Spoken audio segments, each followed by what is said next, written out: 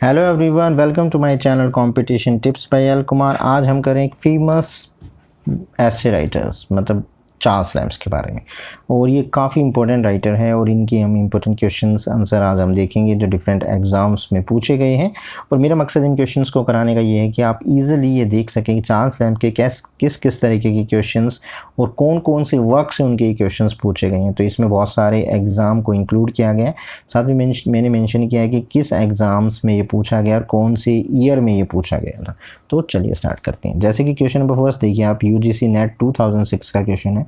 साथ ही ये DSSB के में भी यानी कि PGT में 2014 का ये क्वेश्चन है। क्वेश्चन नंबर फर्स्ट है एसे ऑफ इलिया, काफ़ी फेमस वर्क है ये इनका। आर क्या है ये? A political ideology, B economic disparity, और सी लिटरेरी क्रिटिसिज्म, और डी है पर्सनल इंप्रेशन। मतलब एसे ऑफ इलिया क्या है? तो ये इसका सही जवाब है ऑप्शन डी, पर्सनल इंप्रेशंस था ये उनका।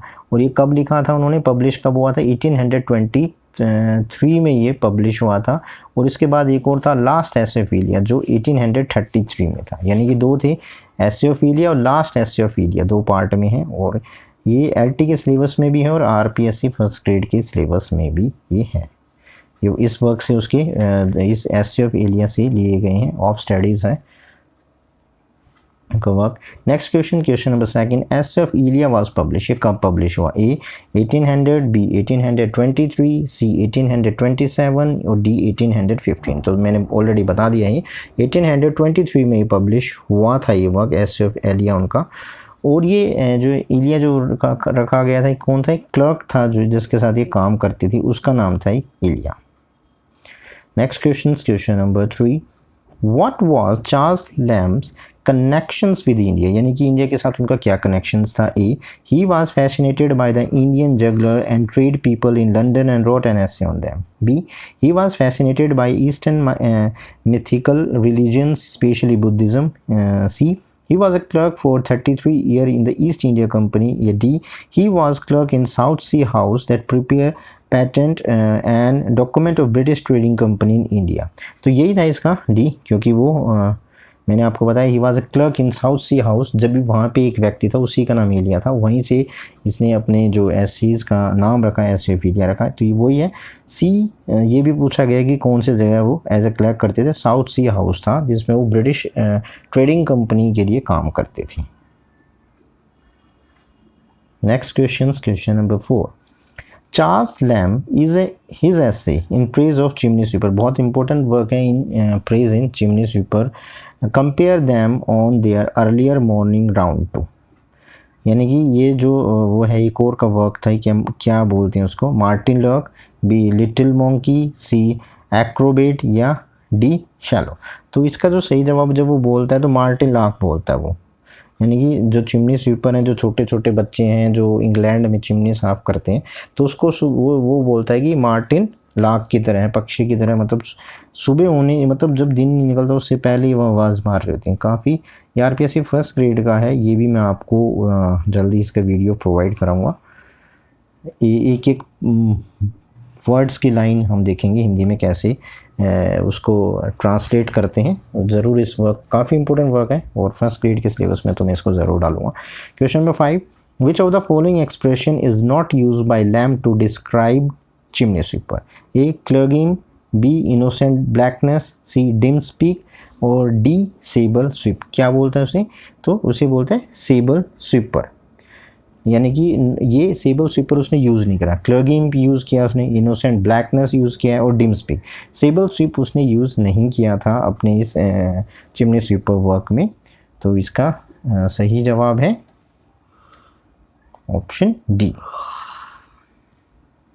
Next question number 6, who of the following did the critic, कौन critic? Hugh Walker called the prince among English essays. ये भी यस, उसे इनको कहा जाता था प्रिंस ऑफ इंग्लिश एसेस।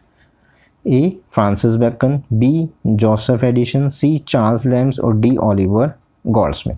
तो इसका सही जवाब है चार्ल्स लैम्प ही थे, जिनको क्या बोला जाता था, प्रिंस बोला जाता था। और अगर हम किंग बोले तो किसको बोलते हैं ना, फ्रांसिस बैकन थे। ये पूछा जाता रहा है कई बार, दोनों नाम दिए जाते हैं, फ्रांसिस बैकन भी नाम दिया, चार्ल्स लैम्प। तो चार्ल्स लैम्प को तो प्रिंस बोलते हैं ऑफ इंग्लिश ऐसे का, और फ्रांसिस बैकन को क्या बोलते हैं, किंग बोलते हैं। ये क्वेश्चन भी काफ़ी बार आया, तो आप इसे ध्यान रखिए, किसे किंग और किसे प्रिंस कहा गया है। Next question, question number 7, what lesson do the young chimney sweeper give us according to Lamb? A. Of patience, B. Of earlier rising, C. Of hard work, और D. of supportiveness। तो किसकी वजह से मतलब वो करता है, वो पेशेंस की वजह से। उनका जो पेशेंस होता है ना, वो उसको वो हमें लेसन सिखाता है कि कैसे वो पेशेंसली काम करते हैं, उन्हें काम नहीं मिल पाता जब भी वो पेशेंसली रहते हैं, कैसे एक चिमनी में वो अंदर घुसते हैं, क्योंकि छोटे हैं वो इजीली वो आराम से जाके साफ कर सकते हैं चिमनी को। Next question, question number 8, the annual feast for the chimney sweeper was arranged by dash in Charles lamp essay in praise in chimney sweeper. यानी कि जो लैम्प्स का ऐसे था प्रेज इन चिमनी स्वीपर्स में, ये जो लिख रहा है एनुअल फीस्ट एक वो होता है, एक व्यक्ति करता है जिसमें सारे जो चिमनी स्वीपर होते हैं, सिर्फ बच्चों को अलाउड होता है, बड़ों को नहीं। फिर एक एक को वो खाना खिलाता है, वो उनके मुंह में खुद डालता था वो। तो वो कौन ऑर्गेनाइज करता है? ए द ऑथर, बी मैडम अर्सुला, और सी जेम वाइट, और बिगॉट। तो इसका सही है जेम वाइट। जेम वाइट वो ऑर्गेनाइज करते थे पार्टी, लेकिन बाद में हम देखते हैं कि वो कहते हैं जेम वाइट की मृत्यु हो चुकी है, वो अब जो एक अस्तबल टाइप में जहाँ पर वो एक करते थे पार्टी ऑर्गेनाइज, अब वो बेचारे बच्चे वेट कर रहे हैं कि वो कब वो पार्टी हो, लेकिन जेम वाइट मर जाते हैं और वो पार्टी अधूरी रह जाती है। Next question, question number 9, the chimney sweeper refer to by the Charles Lamb's are a grown up sweeper, B retired chimney sweeper, C tender novice, और डी इन जनरल। यानी कौन से चिमनी स्वीपर्स की बात करता है, तो वो टेंडर निवॉइस की बात करता है। जो छोटे बच्चे होते हैं ना, जो छोटे छोटे बच्चे होते हैं बिल्कुल ही, वो इसीलिए क्योंकि वो इजीली चिमनी में घुस सकते थे, फ्लेक्सिबल होते थे, छोटी उम्र के होते थे आराम से, लेकिन बड़े नहीं घुस पाते थे। तो इसे टेंडर निवॉइस जो बच्चे हैं उनकी बात इसमें की गई थी। Next question, question number 10, Who is called the prince among essay? फिर पूछ लिया prince among essay, A Bacon, B Addison, C Charles Lamb, और डी हैजलिट। तो इसमें तो ऑलरेडी हम डिस्कस कर चुके हैं कि कौन है, चार्ल्स लैम्प ही है। ये देखिए बैकन का नाम भी इसमें दिया है। हरदम जहाँ पे प्रिंस या किंग पूछा जाएगा, बैकन और लैम्प का दोनों का नाम आएगा, आपको कन्फ्यूजन क्रिएट करने के लिए, आपको कन्फ्यूज करने के लिए। तो ध्यान रखिए प्रिंस चार्ल्स लैम्प है और किंग बैकन है। Next questions, question number 11, which of the following essay is not written by Charles Lamb? Charles lamp ने कौन सा essay इनमें से नहीं लिखा है? तो वो पूछा गया है इसमें द कॉन्वेलेंस। कॉन्वेलेंस का मतलब क्या होता है, स्वास्थ्य लाभ। द कॉन्वेलेंस है, बी क्या है, imperfect sympathies, C a bachelor complain, या D of study. Of study ही वो वर्क है, क्योंकि ये किसका ऑफ स्टडी किसका वर्क है, ये फ्रांसिस बैकन का है। ऑफ स्टडी वर्क उनका काफ़ी इंपॉर्टेंट वर्क है, इसलिए देखिए उनके वर्क मतलब मोस्टली क्वेश्चंस आपको कंफ्यूज क्रिएट करने के लिए चार्ल्स लैम्प और फ्रांसिस बैकन के मिक्स किए जाएंगे, क्योंकि भाई किंग और प्रिंस है, तो आप जाहिर सी बात है ये आपको कि इसे देखो ऑफ स्टडीज़ जो फ्रांसिस बैकन का वर्क है वो इसमें डाल दिया गया आपको कंफ्यूज करने के लिए। तो इस वजह से आप ध्यान रखिए, काफ़ी आसान है इन दोनों की क्वेश्चंस करने, लेकिन काफ़ी मतलब कन्फ्यूजन क्रिएट हो जाता है। Question number 12, which of the following was Charles lamp very good friend? कौन उनके गुड फ्रेंड थे? ए वर्ड्सवर्थ, बी कॉलरिज, सी शैली, और डी किट्स। कौन उनके सबसे अच्छे दोस्त थे, मतलब कॉलरिज थे, ठीक। यानी चार्ल्स लैम्प की जो अच्छी दोस्ती थी वो कॉलरिज के साथ थी। Next question, question number 13, in which magazine did Lamb's essays first time appear? यानी पहली बार किस में अपीयर हुई? Blackwood Magazine, B London Magazine, C Quarterly Review, और बी एरियल। तो किस में ये पब्लिश हुई थी? ये बहुत ही फेमस लंदन मैगजीन में उनके सबसे पहली बार जो उनके जो एसे थे वो पहली बार पब्लिश हुए थे लंदन मैगजीन में। Next question, question number 14, Charles Lamb started his literary career as, यानी कि जब उन्होंने अपना एक लिटरेरी कैरियर स्टार्ट करा था, क्या किस रूप में किया था? A poet, B a critic, C an essayist, D a dramatic. तो किस रूप में करा था? वो Charles Lamb as a poet बनना चाहते थे, उन्होंने एज ए पोइट अपना काम स्टार्ट किया था, लेकिन बाद में वो प्रिंस ऑफ एसे बन गए। Question number 15 in the title the essay of Elia the name Elia stand for. देखिए मैंने पूछा था इलिया स्टैंड फॉर किसके लिए है, जो मैंने बताया था। A John Carley, B Walter Scott, C Charles Lamb और डी विलियम हेजलेट। तो ये किसने मतलब स्टैंड फॉर चार्ल्स लैम्स के लिए है, लेकिन ये वहाँ का क्लर्क था उसके लिए यूज़ हुआ था। तो ये स्टैंड फॉर ये मतलब किसके वर्क है, तो चार्ल्स लैम्स का ही वर्क था।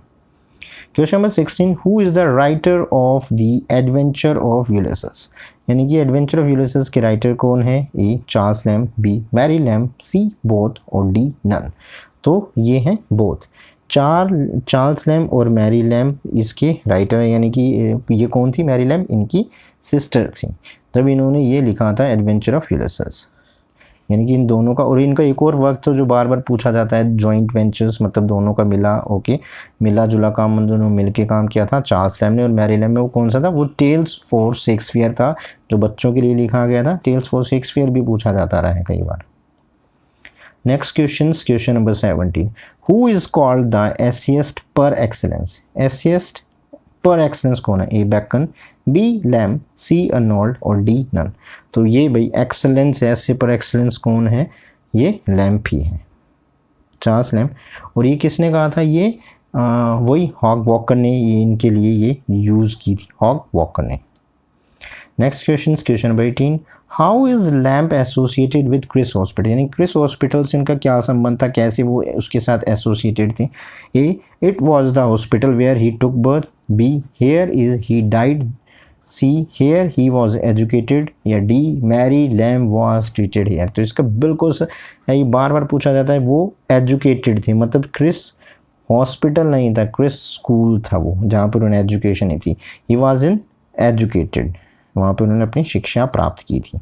Next question number 19 the author of essay of Elia is. ये देखिए सिंपल सा क्वेश्चन है, लेकिन वही कि बैकन भी होगा यहाँ पे और लैम भी होगा। ये फ्रांसिस बैकन, बी विलियम हेजिट और सी चार्ल्स लैम और डी एच.जी. वेल। तो ये कन्फ्यूजन्स मैंने आपको बताया कि हर जहाँ पर ये ऐसे हो, मतलब जहाँ पे ऐसे का जिक्र है फ्रांसिस बैकन और लैम ज़रूर आएंगे, जिसमें आप थोड़ा सा भी अगर आपने ध्यान नहीं दिया तो आपकी ये क्वेश्चंस आप कॉन्फिडेंस में सही करके आएंगे, लेकिन थोड़ा सा ध्यान नहीं दिया तो क्वेश्चंस गलत हो जाएगा। Question number 20 the praise of chimney sweeper is A poem by William Blake, B an elegy by William Wordsworth, C an essay by Charles Lamb और D an essay by William Hazlitt. तो इसका simple सा है कि ये क्या है, ये जो हमारे आ रहा है तो ये एक एसे है चार्ल्स लैम का, ऑप्शन सी इसका सही जवाब है। तो ये थे आज के इम्पोर्टेंट क्वेश्चंस। मिलते हैं अगले वीडियो में एक नई टॉपिक के साथ, तब तक के लिए आपका दिन शुभ हो।